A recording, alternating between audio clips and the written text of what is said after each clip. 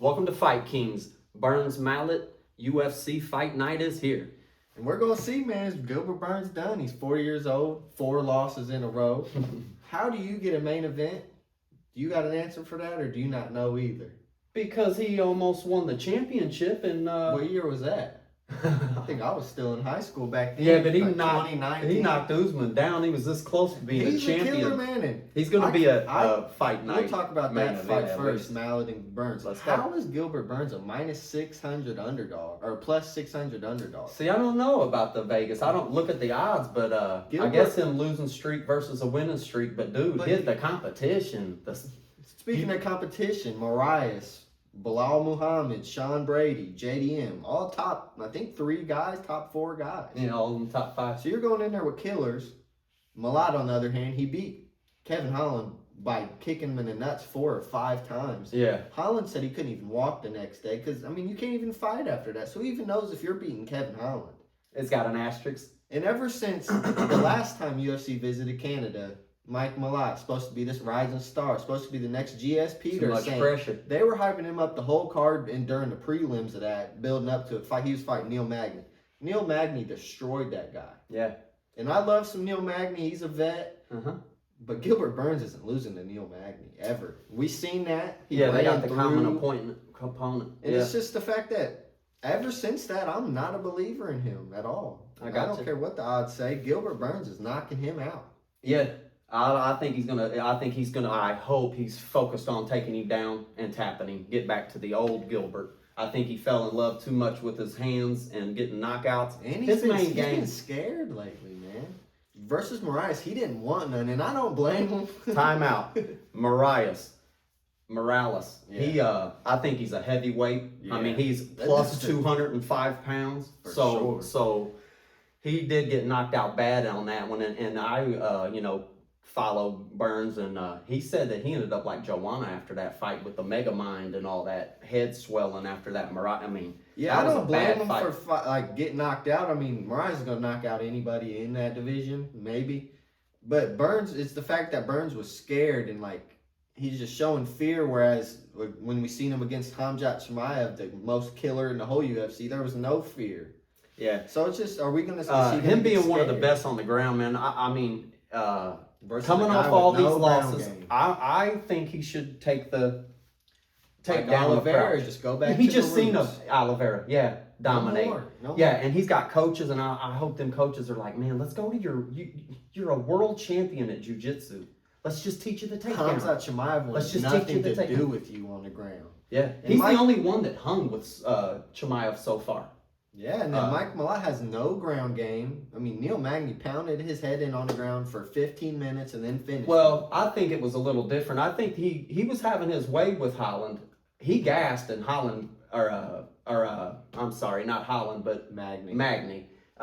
He was doing good till he gassed. And he gassed in a 3-round fight. So him going 5 rounds, I don't see Gilbert can go 5 rounds. The question I got for you. Knowing you had trouble going 3, you got a 5 round ahead of you.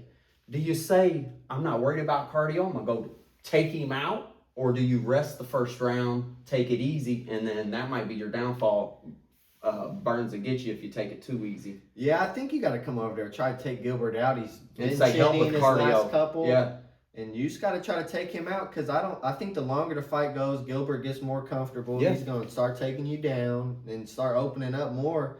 Gilbert's going to be timid in there after his losing streak. He wants to be safe and win. Yeah.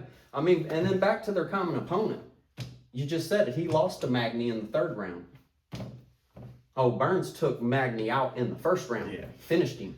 Yeah, it's just levels. I think Burns is going to show levels in this fight. I'm going Burns. Yeah, for sure. The underdog. And if I'm a betting man. Vegas. Oh, I would take those odds. What did you say? It's 5 times your money? Yeah. Oh, 6 times your money? Yeah, I mean, this is crazy. Wow. I would take these are the same type of odds we saw in Izzy versus Strickland. Shit, man, that's underdog of the week. Insane. I don't Those are crazy odds, man. And Gilbert's ranked, isn't he?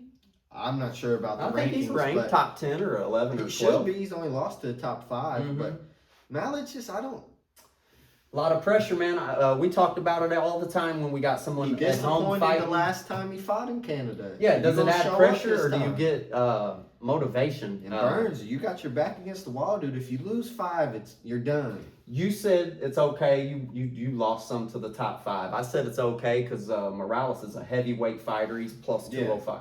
Sure. He can't lose to an unranked fighter. No. He can't lose. And then I want to know, why is Burns fighting, period? I mean, you only get one peak. He went up there, man. He challenged for that belt. He gave Combs out. I think he's just one of those guys who wants to end off on top. But I think if he wins this fight, he'll retire. Get a good win, maybe. And I think if he loses this fight, he'll get cut. So you hope you win and get BKFC. Because Burns in 2026 isn't going to beat these top guys anymore. He's 40. Pushing 40.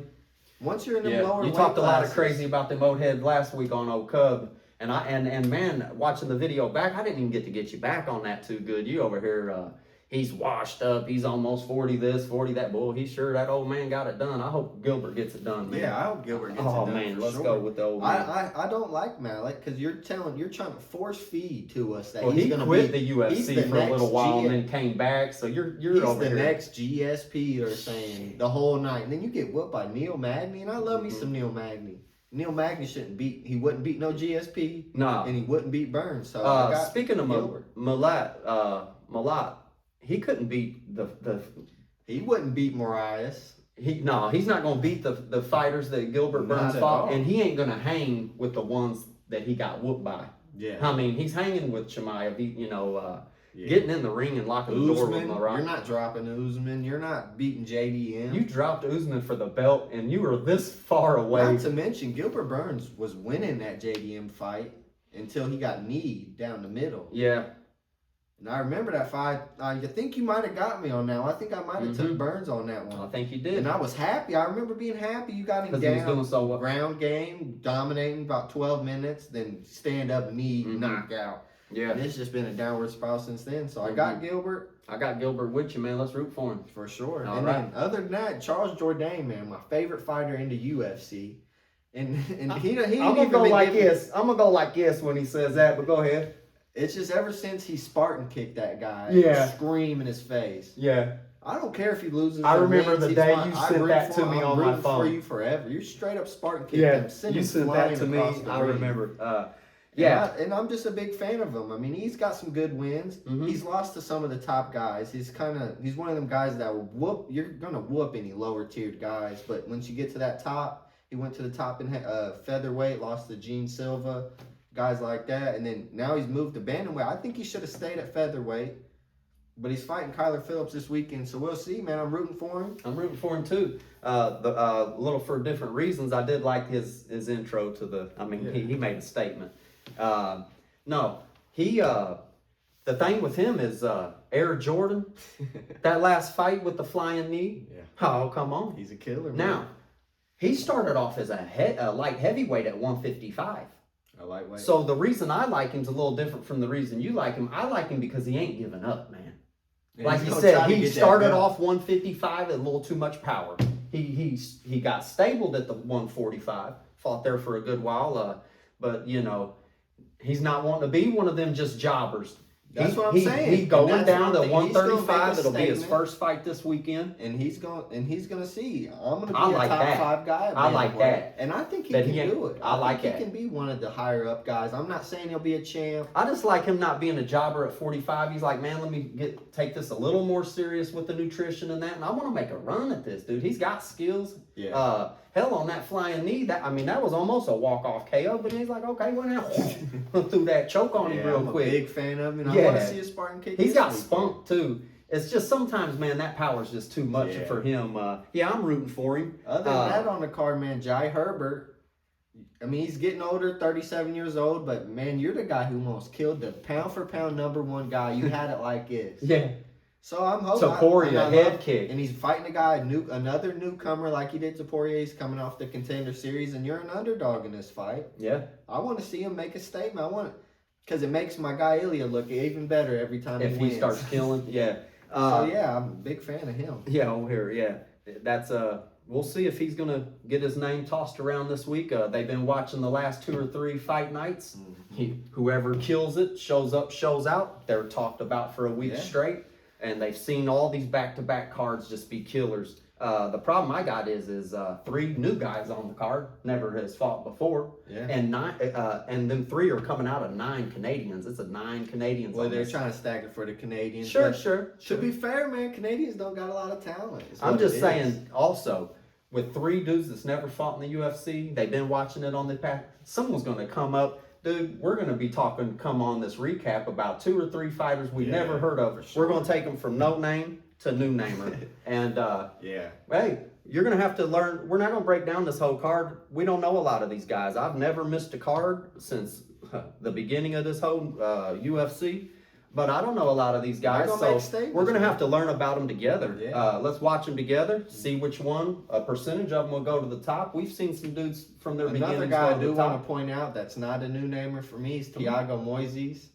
He's a Brazilian, and I remember him going to war in UFC Paris with Saint Denis. It was Saint Denis, I think, debut. Okay. Yeah, and I just remember hearing, oh, this is the god of war, and then this dude didn't back down. He lost that fight, but Saint Denis is a top guy, and he was going to war with him. Not backing down. Oh, hell, I'll watch for him. I'm ready to see. Say his name one more time. Thiago Moises. Okay, for sure. And then on these fight night cards, my big thing is you got the main event, decent.